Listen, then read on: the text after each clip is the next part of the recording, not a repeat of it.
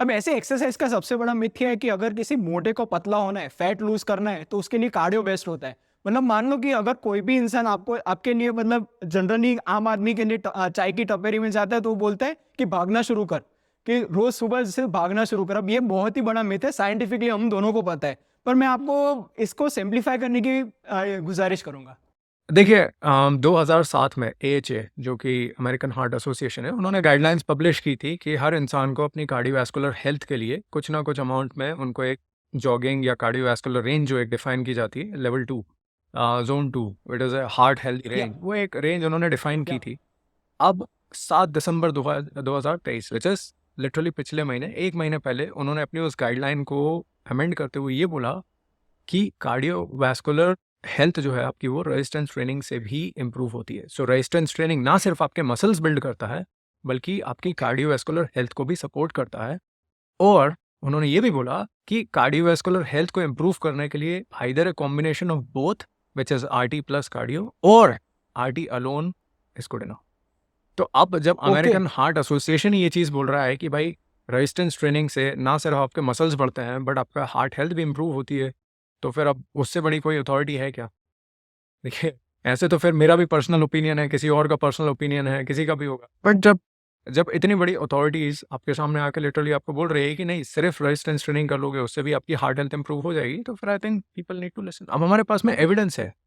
सी science में क्या होता है ना कि आप, now you are a doctor of course you know, so क्या होता है कि we have information, then we have more information, then we have more information. जैसे जैसे इन्फॉर्मेशन हमारे पास में बढ़ती चली जाती है उस तरह से हमारी गाइडलाइंस अपडेट होती जाती है।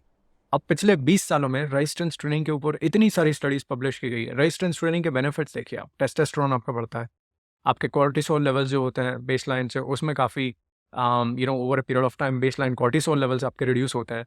फिर आपके इंसुलिन सेंसिटिव बढ़ती है, आपका मेटाबॉलिज्म इंप्रूव होता है, आपका लीन मास इंप्रूव होता है। तो इतने सारे बेनिफिट्स हैं, तो लोगों को करना ही चाहिए रेजिस्टेंस ट्रेनिंग। पहले लोग रेजिस्टेंस ट्रेनिंग करते ही नहीं थे, हर एक इंसान कार्डियो कार्डियो करता रहता था, and we have seen over a period of time कि that has not improved people's lifes, क्योंकि कार्डियो के साथ में कुछ सारे नेगेटिव साइड इफेक्ट्स भी आते हैं। अभी एक स्टडी थी, उसमें उन्होंने पाया कि जो क्रॉनिक रनर्स होते हैं, तो 5 साल तक जिन्होंने कंटिन्यूसली एंड्योरेंस ट्रेनिंग की without any resistance training, they had experienced up to 30% decline in their natural testosterone levels, और वो फिर बढ़ते चले गए।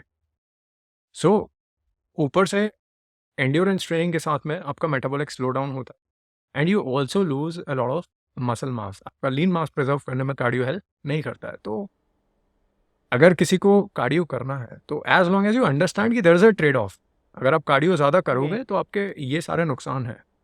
तो अगर आपको ये सब पता है कि इतना ट्रेड ऑफ होगा, then you still want to do it, sure go ahead do it. जब मैं बॉक्सिंग करता हूँ तो मुझे पता है कि यार this is a dangerous sport, मेरी नाक टूट जाएगी।